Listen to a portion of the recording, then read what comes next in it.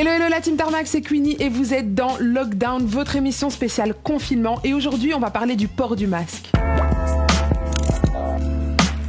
Alors dites-moi, vous êtes plutôt chirurgical ou fantaisie? Moi, j'ai fait mon choix. Et ça, c'est un look de jour super sympa. Alors c'est parti, le déconfinement a commencé. On y va, c'est parti. Alors je sais que ça va être compliqué de retenir toutes les mesures qui ont été mises en place, mais s'il y a une chose à retenir, c'est que le port du masque, il va être obligatoire dans les lieux publics comme le métro par exemple. Alors je sais pas vous, mais j'ai grave l'impression que le masque est devenu le nouvel accessoire tendance du moment. Du coup, je pense qu'on oublie parfois que si on le met n'importe comment, eh ben, il peut devenir dangereux.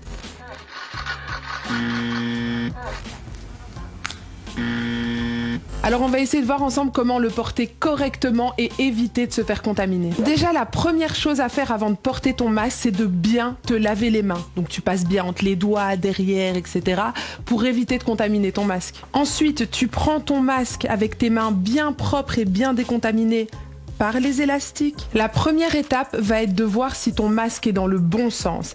Alors il faut savoir que la partie la plus foncée, elle se trouve à l'extérieur et la partie la plus claire se trouve à l'intérieur, donc contre la bouche. Ensuite, il y a une petite barre métallique et cette petite barre métallique, elle doit se trouver sur le haut parce qu'elle va venir se placer ici sur le nez. Tu peux aussi vérifier s'il n'est pas troué, on sait jamais. Une fois que tu as fait toutes tes petites vérifications, tu attrapes ton masque bien par les élastiques, tu viens le placer sur tes oreilles, comme ceci. Ensuite, tu ajustes le masque et tu viens appuyer l'arête métallique sur ton nez pour éviter qu'il y ait des trous d'air. Pas mal, hein? Alors une fois que le masque est bien mis en place, tu n'y touches surtout plus, sinon... Les microbes! Donc en gros, tu ne descends pas ton masque pour parler à un pote dans la rue du style « Hé Marco !»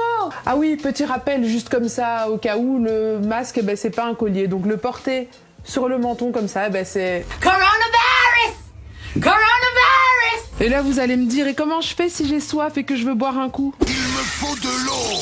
De l'eau! Eh ben je vais te donner la petite astuce. Attendez, je remets mon masque. J'ai soif.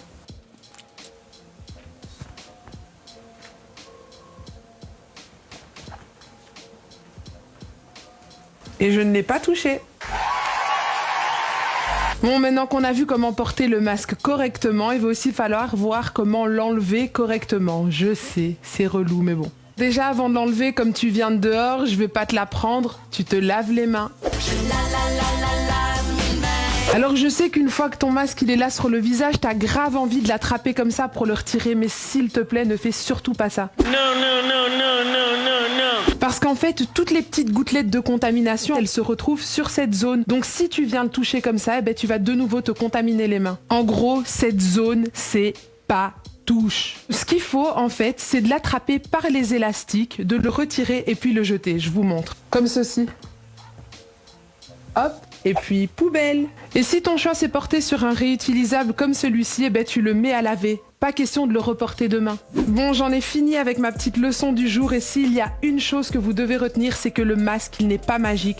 Donc en gros, continuez à respecter les mesures de sécurité du style, la distance de 1,50 m, c'est important. Si vous avez d'autres questions, n'hésitez pas à les poser en commentaire, j'essaierai d'y répondre la semaine prochaine. D'ici là, je vous fais des gros bisous, prenez soin de vous.